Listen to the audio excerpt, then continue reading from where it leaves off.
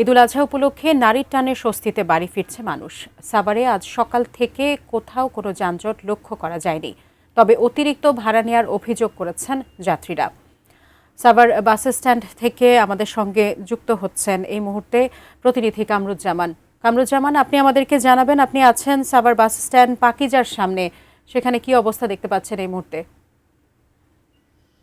আচ্ছা জি, যেমনটি বলছিলেন আপনি, আমি এই মুহূর্তে রয়েছে একদম যে ঢাকার যে মহাসড়কে কিন্তু রয়েছে, যেখানে আপনি দেখতেই পাচ্ছেন এখন কিন্তু আসলে যেই চিত্র কিন্তু আমরা গত কয়েকদিন ধরে দেখাচ্ছিলাম, সেই চিত্রের কিন্তু এখন ভিন্নতা।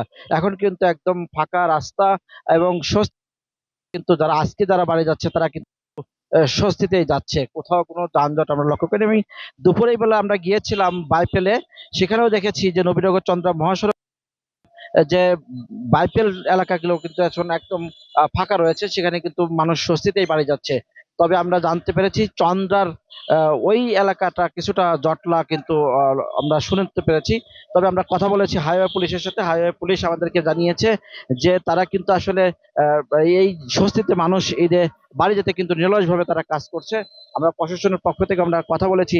আর আমরা একটু আগেই কিন্তু ঢাকা জেলা পুলিশ সুপারের সাথে কথা এই সাভার এলাকা কিন্তু পরিদর্শন করেছেন এবং মানুষ যেন নির্বিঘ্নে বাড়ি যেতে পারে এবং যে কোনো অপ্রীতিকর ঘটনা, যেহেতু যাত্রীরা এই ঈদকে সামনে রেখে তারা নিরাপদের জন্য বাড়ি যেতে পারে, অজ্ঞান পার্টি, মলম পার্টি, চুরি, ছিনতাই এবং যে কোনো অপ্রীতিকর ঘটনা এড়াতে কিন্তু পুলিশ কিন্তু কাজ করছে বলে জানিয়েছে ঢাকা জেলা পুলিশ সুপার।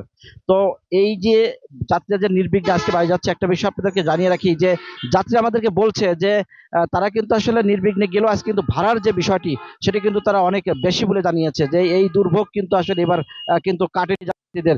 যেই ভাড়া 100 টাকা, সেটি কিন্তু নেওয়া হয়েছে 1200 টাকা থেকে 1000 টাকা এবং 1400 টাকাও নিয়েছে অনেকে, অনেকে অভিযোগ করেছে আমাদের কাছে। তো এই যে দুর্ভোগ, এটি কিন্তু আসলে যাত্রীদের জন্য কিন্তু একটা বড় ধরনের কিন্তু এছাড়াও আমরা দেখেছি যে আজকে কিন্তু আহ, স্বাভাবিকভাবেই কিন্তু চলাচল করছে এবং ওয়েদারও কিন্তু এখন ভালো। তো এই ছিল সর্বশেষ আমার কাছে ঢাকার ইচ্ছা মহাসড়কের পাকিজার সামনে থেকে আমরা ফিরে যাচ্ছি স্টুডিওতে। সাজিয়ার কাছে, সাজিয়া।